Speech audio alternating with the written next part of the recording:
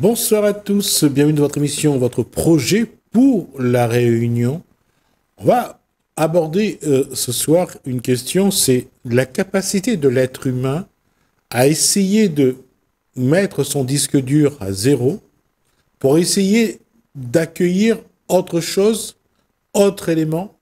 Et on en a déjà parlé plusieurs fois. Bonsoir, dit Roger. Bonsoir, Gismi. On en a déjà parlé plusieurs fois de ça, mais on n'arrive toujours pas à comprendre pourquoi c'est aussi difficile. Et quand je dis c'est difficile, c'est parce que je sais de quoi je parle. C'est difficile d'essayer d'abandonner d'abandonner ce qu'on est pour aller vers ce qui nous attend. Bien sûr. Mais c'est difficile pour la plupart d'entre nous parce qu'on est tous sur le même bateau. Tout à fait, oui. Et ce même bateau, il faut réaliser déjà que nous sommes sur le même bateau. Parce que si tu crois que tu es au-dessus des autres, eh ben quand on n'a pas de problème financier, on n'a pas de problème avec sa banque, on n'a pas de dette qui nous pèse, on n'a pas de problème pour manger, quand on a une maison confortable, on a une belle télé, on a une bonne voiture, les enfants sont en bonne santé, la rigueur... Alors tu te crois au-dessus des autres? Voilà. Le fait que tu te sens bien, et surtout quand tu regardes l'actualité, tu vois que dans tel pays, il y a tant de massacres, il y a tant de morts, il y a tant de problèmes. Chez nous, on sort le matin, on revient en fin d'après-midi, on mange en famille. Pourquoi se poser la question? Ouais. Et c'est justement, c'est seulement quand tout va mal qu'on se pose des questions. Voilà. Donc, et quand tout va mal et que tu commences à te poser des questions, c'est là que tu réalises que tu es conditionné. Tu es conditionné à répéter toujours les mêmes choses pour rester dans ta zone de confort. Même quand il y a une prise de conscience, ce conditionnement-là est bien accepté par un grand nombre. Et la majorité, c'est la volonté collective qui est là-dedans. Tout le monde va te dire que c'est comme ça. C'est la logique de notre société. Il faut réussir. Alors, la question est plus simple, surtout quand tout va bien. Pourquoi remettre en cause quelque chose qui nous donne l'impression d'être dans le bonheur? Oui, donc ça, c'est l'illusion, justement. Parce que tu crois que dans cette illusion, dans ce désir d'être bien, eh ben, tu vas trouver quelque chose. Tu vas trouver une finalité. Et à ce moment-là, tu crées beaucoup de problèmes parce que tu crées le temps pour que tu puisses arriver là. Et quand tu arriveras là, eh ben, tu penses qu'il y a quelque chose. Mais tu penses seulement, c'est une projection que ce sera bien. Mais pour aller de là jusque là-bas, alors tu as la frustration, tu as la déception. Et tout ça, ça s'enchaîne. Et nous vivons une vie misérable et médiocre pour attendre que ça ira mieux demain. Alors, une vie misérable et médiocre, le problème, c'est qu'est-ce qui est vraiment une vie misérable et médiocre? Si on est en bonne santé, on est bien habillé, on mange bien, on a une bonne maison, et que la vie suit son cours de manière sereine. Ouais. Alors ça c'est une vie misérable et médiocre malgré tout. Oui, parce que en fait, tu n'es jamais joyeux. Tu es juste en train de vivre mécaniquement. C'est les habitudes, les trains-trains qui sont importants. Et tu ne connais pas. Tu es comme un aveugle dans un monde de beauté et de lumière. Oui, mais le problème, je reviens là-dessus par contre, c'est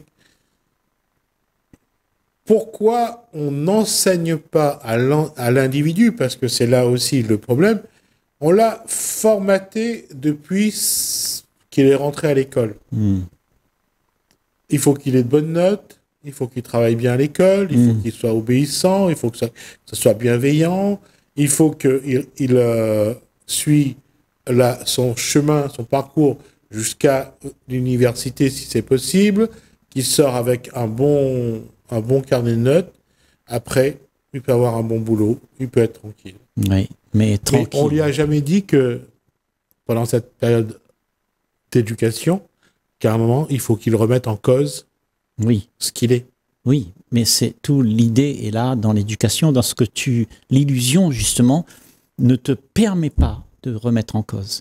Parce que tu es dans cette optique qu'il y a un but. Et ce but, tu le traînes avec toi jusqu'à ta mort. Parce que tu crois qu'il y a des choses à faire pour être heureux, pour devenir quelqu'un. Donc tu es toujours dans ce que demain sera. Et tu donnes beaucoup d'importance au temps. C'est-à-dire à demain. demain ce sera mieux. Et tu attends que demain ce sera mieux. Et entre-temps, tu souffres parce que tu n'as pas ce que tu aspires au plus. Parce que tout le temps, tu es en train de chercher. Mais comme vous l'avez dit tout à l'heure, et on l'a répété assez souvent aussi d'ailleurs, c'est que lorsque les choses vont mal, que l'individu s'interroge et se remet en cause. C'est ça. Donc, c'est quand tu réalises que tout ce que tu vis, qui est le bonheur, comme tu disais, la zone de confort, tout ce que mes enfants, ils sont bien placés, j'ai de l'argent et tout ça, c'est quand ça tombe. Oui. Quand ça est détruit. Et tôt ou tard, pour chacun d'entre nous, on connaît ces moments où on avait hier et demain, on n'a plus. Ma femme, elle m'aimait, elle ne m'aime plus. Mes enfants sont partis, ils ont pris de la drogue, ça m'a... Et puis, ils n'ont pas réussi à l'école, et puis ceci, et puis cela. Donc, on est tout le temps en quête de bonheur qui sont illusoires. Mais essayons d'être terre à terre. Allons. Quel individu, si, j'allais dire, si bien soit-il, va remettre en cause un confort aussi superficiel que possible, parce que à un moment, sa vie peut basculer. Quand tout va bien, personne ne pense que la vie peut basculer. Il faut que la vie bascule avant de faire quoi que ce soit. Alors, je ne pense pas que c'est le problème d'avoir toutes ces choses. C'est pas la question ici. La question ici, c'est que quand tu as toutes ces choses, tu vas t'attacher à ça. Et tu dis ça, si j'ai pas ça, j'ai peur de ne plus avoir. Donc, il y a tout un système qui se déclenche dans la psyché humaine. Elle se dit, moi, il faut absolument que je garde tout ça pour que je puisse avoir l'assurance, la sécurité que le bien-être que j'ai maintenant, il sera là demain. OK? Et alors, toute la vie, tu construis toutes tes actions, tout ce que tu vis sur cet attachement que tu veux pas perdre. Et c'est ça qui fait souffrir, parce que ces choses s'en vont. Elles ne peuvent pas être pérennes. Il n'y a rien de pérenne. Je suis d'accord sur ces éléments-là, mais le problème, c'est que l'enfant qui devient adolescent, le bébé qui devient enfant, l'enfant qui devient adolescent, l'adolescent qui devient un jeune adulte, puis un adulte, on lui inculque pas la méthodologie de la remise en cause de soi, d'une part, et que c'est lui qui va découvrir au fil du temps qu'il n'est pas sur un bon chemin, et qu'il faut qu'il se remette sur son chemin de vie. Mais ça... C'est peut-être pour ça, elle est complexe, la vie. Tu sais, la vie de tous les jours, c'est pas quelque chose qu'on claque du doigt. Si on savait le faire, s'il y avait une méthode, Jismi, on ne serait pas là en train de parler de ça. Mais il n'y a pas de méthode. Il y a juste la vie. Et la vie, elle se vit. Il faut que tu vives tout ça pour pouvoir voir que tu t'es enrôlé dans des choses qui te font souffrir. Oui, mais tant qu'il n'y a pas la souffrance, il n'y a pas la quête de la raison de cette souffrance ou de la remise en cause. Oui, il n'y a pas de quête. Quand ça va bien, l'être humain remercie le ciel, la vie, son bon Dieu, en disant merci, ça va bien. Et les pieds en éventail, et voilà. Il fait bronzette et il ne réfléchit plus. Et ça, c'est le commun des mortels. On vit comme ça. C'est un fait. Tu regardes la Terre, la planète, c'est comme ça qu'on vit. On ne veut pas d'emmerde. On veut juste être bien. Tu vois? Mais le problème, c'est que tout ça, ça te donne un état d'esprit où tu veux toujours mieux. Tu vois? Et tu souffres de ne pas avoir. Et tu vois, ça s'installe, ça grandit dans l'enfant. Pourtant, ce que tu es, en réalité, ce que tu es pour de vrai, a été déjà là depuis le commencement et jusqu'à ce que tu meurs. C'est la même chose qui qui se profile dans ta vie. Ce que tu es, c'est quelque chose qui ne change pas. Ce qui change, c'est la personnalité que tu as incarnée et que tu dis, moi, je voudrais être mieux.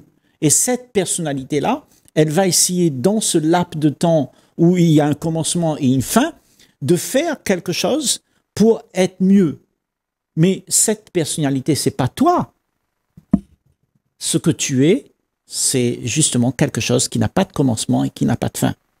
Et si tu sais ça, Jismi, eh ben, tu vois, ce sera plus facile pour quelqu'un qui comprend cette grandeur de la vie. Parce que la vie, elle n'a pas de commencement, elle n'a pas de fin. Et ce que tu es, c'est cela. Nous sommes innés dans chacun d'entre nous. Il y a cette vie qui coule, qui coule. Ce que moi, je pourrais, à la rigueur, dans un constat dire, c'est que on a une éducation ou un conditionnement. On vit en fonction de choses qu'on nous a appris, qu'on connaît. À quel moment on va essayer d'aller vers ce qu'on nous a pas appris, ce qu'on nous a pas dit, mais qui nous pose, on le ressent dans notre façon d'être, on ressent les problèmes, on ressent... Et là, on se dit, mais il n'y a pas que ce qu'on nous a appris, il y a aussi ce qu'on ne nous a pas appris. Bien sûr, mais tu vois, regarde, même l'enfant, dans toutes les étapes de ta vie, tout le monde, on a tous eu un flash que quelque chose ne va pas. On vit quelque chose qui ne me plaît pas. Et je voudrais autre chose. C'est inné dans chacun d'entre nous, ça. Oui, mais... Et à ce moment-là, quand tu sens ça, il y a quelque chose qui se passe dans la conscience, directe dans la conscience, puisque nous sommes tous un, et cette chose que nous sommes, c'est le fonctionnement de l'être humain. Que ce soit toi là-bas, que ce soit moi ici, on fonctionne comme ça. Et de comprendre ce fonctionnement te permet justement de te poser ces bonnes questions. Quand tu comprends, quand tu te connais toi-même, quand tu sais que ce que tu es là n'est pas quelque chose que tu désires vraiment, c'est parce que ça te fait souffrir. Alors tu commences à te poser ces questions-là. Et bien sûr, un enfant de 3 ans, de 15 ans, il ne va pas se poser ces questions-là. Il ne peut pas, puisqu'il a des expériences à faire. Il faut qu'il vive le traumatisme peut-être, tu vois. Et quand il y aura un basculement dans la conscience humaine globale, les traumatismes deviendront moindres. Nous pourrons élever nos enfants et leur montrer ce que tu es. Ce que tu es, c'est un paquet d'amour. Et à ce moment-là, plus personne ne peut souffrir parce que cet amour que tu proposes guérit tous les problèmes. Maintenant, c'est une phrase que j'ai retenue sur l'éveil du Bouddha. L'illumination. Au départ, c'est ce qu'on disait. Après, on dit l'éveil pour éviter, parce qu'un illuminé, c'est pas quelqu'un de positif. Oui. Arriver à ce que Bouddha a fait pour être heureux, il ne faut pas avoir de désir. Oui. Parce qu'on ne souffre pas. Oui. D'accord ? Dire aux gens que aller sur le chemin de la quête de soi pour comprendre ce que vous devez devenir. C'est la pire chose apparemment aujourd'hui, parce que personne n'a envie de faire une introspection. Oui, mais tu vois, peut-être que la façon dont on le pose aujourd'hui, on vise, on pointe du doigt à l'ego. Et l'ego, quand tu pointes ton doigt à l'ego, tu dis, toi, tu dois changer, toi, tu vois. Il y a un malaise, il y a une fatalité, parce que l'ego ne veut pas entendre parler de mourir. Sauf que quand tu regardes les choses, tu montres, tu regardes la vie, okay? Tous les problèmes qu'il y a, c'est à cause de cet ego, justement. Tu vois? Et justement, quand tu vois le problème, tu es peut-être plus dans la position à te dire, mais à commencer à réfléchir, je dis, mais ce que je fais, c'est pas tellement logique. Je suis en train de créer plus de problèmes. Je suis violent, je suis ceci, je suis cela, c'est mon ego. Et donc, quand tu commences à comprendre qu'est-ce qui s'est produit à cause de ton ego, peut-être que tu as plus envie d'écouter ce qui se passe. Quelqu'un qui parle de sa vie et qui dit, écoute, moi j'étais un brigand, un voyou, et j'ai assassiné des gens. Et puis j'ai compris que tout ça, ça mène à beaucoup plus de souffrance. Le problème, dans ce cas-là, ça pose la question, est-ce que l'être humain est encore capable de s'interroger, de penser, de réfléchir, de se remettre en cause? De plus en plus, Jismi, la capacité de réfléchir revient. Aussi, l'incapacité revient. L'incapacité est là, et la capacité est là. Mais, tu vois, tant que le brouillard n'est pas levé sur la vie que tu mènes, eh ben, il y aura toujours de l'incapacité. Et c'est OK, parce que la vie continue comme ça. Tu sais, toute l'humanité, si tu veux, le concept de l'humanité, tout ce qui se passe dans le monde, c'est comme un courant qui coule. Un courant, une rivière avec un grand courant. Et ce courant embarque tout avec elle. Et toi, quand tu es dans ce courant-là, tu vas commencer à te dire, oui, mais là, je souffre. Et peut-être que là, quand tu vois ce courant, quand tu vois comment marche le monde, ben, tu commences à te dire, moi, je ne veux pas faire partie de ça. Et c'est là que tu peux t'élever, c'est là que tu peux commencer à te poser des questions. Autrement, tu ne te poseras jamais ces questions-là. Et c'est pour ça que l'humanité dure depuis très longtemps. Et demain, ce sera encore pareil. Il y aura encore cette rivière qui coule et qui va embarquer encore plein de gens. Mais toi, aujourd'hui, tu vois, tu as la capacité d'être une lumière pour ceux qui souffrent. Et ton épaule, s'il est assez large, tu peux accueillir les gens qui souffrent. Parce que quelqu'un qui souffre, on n'a pas envie de l'accueillir. Mais le genre d'amour que tu as en toi peut accueillir quelqu'un avec une grande bonté, une grande accueil pour faire en sorte que ça guérisse. Le problème aujourd'hui, c'est qu'on ne s'accueille pas. On veut juste voir la différence et on critique la différence. On dit, lui, c'est un voyou. Lui, c'est un méchant. Lui, il est trop riche et il ne veut pas donner. Tu comprends? Donc, on accuse, tout le temps, on accuse. Alors que l'amour n'accuse pas. Tu aimes, tout simplement. Tout est aimable. Tu peux aimer le riche, le pauvre, le maigre, le gras, ton ennemi, ton ami. Tu peux aimer. Et ça ne fait pas de différence entre celui qui a réussi ou pas réussi, celui qui est grand ou fort. Tu aimes tout. Nous vivons dans un monde qui a toujours classé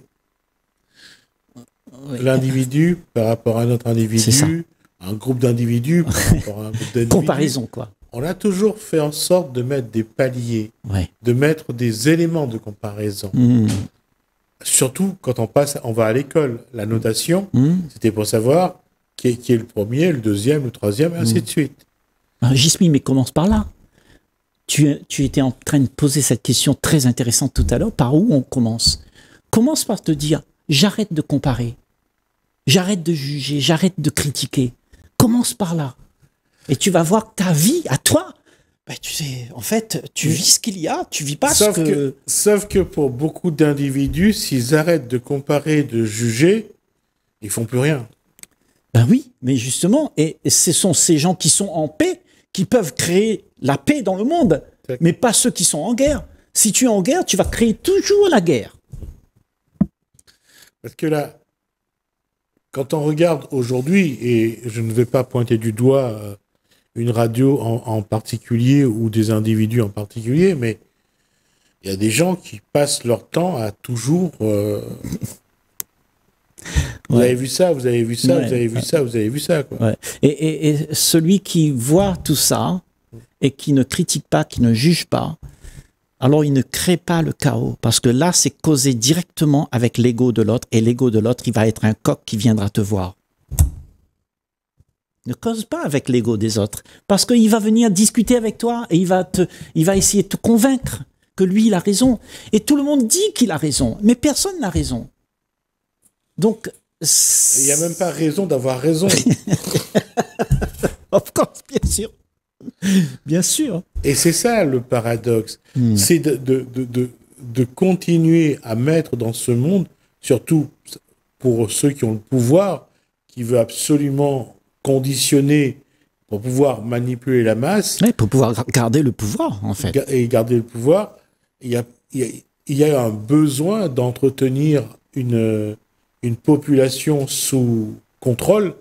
Et plus on crée des éléments de comparaison, de jugement, plus ils tiennent. Bien sûr. Donc, si tu ne fais plus rien, comment ils tiendront? Ils auront personne à les mettre sur un piédestal parce qu'ils ont réussi, parce qu'ils te demandent de faire des choses. Et toi, si tu veux rien, ben, ils disparaissent, ces gens-là. Alors, la question aujourd'hui, est-ce que, ça sera pour la prochaine fois, bien sûr, parce qu'on a déjà dépassé le temps qui nous est imparti. Est-ce que l'individu, pour se sentir mieux, qu'est-ce qu'il doit rejeter? Qu'est-ce qu'il doit choisir et comment doit-il se positionner par rapport à lui d'abord et par rapport au groupe ensuite? Tu veux qu'on discute de ça la prochaine fois? Ce serait très intéressant. On aborde ça parce que l'individu, malheureusement, pourquoi j'ai dit ça? Parce que l'individu ne décide d'abord par rapport à lui, il décide d'abord par rapport aux autres. Bien sûr, parce qu'on est l'expérience de nos vies passées, et tout ce qu'on nous a appris, ben, ça vient de la race humaine avant nous. Donc on répète tout ça. Voilà. Et c'est ça qui fait qu'on est fragile. Parce que on n'a pas une posture à soi, une base solide. On existe toujours dans le regard de l'autre ou par rapport à l'autre. Et tout le regard des autres te conditionne, te fait peur, parce que tu n'es pas comme eux. Donc, il faut être comme eux. Donc, c'est pour ça le regard dans le monde, ça fait peur. Tout le monde dit le regard du monde, ça me fait peur. J'ai peur de lui, j'ai peur de elle, parce qu'elle va me demander d'être à son goût. On pose la question, comment doit être notre posture par rapport à nous la prochaine fois? Merci Guy Roger. Merci à vous de nous avoir suivis. Commencez à réfléchir à ça. Comment se positionner par rapport à soi. Mais vraiment par rapport à soi. Parce que c'est pas par rapport à aller boire un verre ou boire un café. Hein. C'est vraiment de se demander qu'est-ce qu'il y a en nous, qu'est-ce qu'il y a au fond de nous, et qu'est-ce qu'on doit être vraiment. Voilà. Merci à vous. Merci Alain, merci François. Je vous dis à bientôt.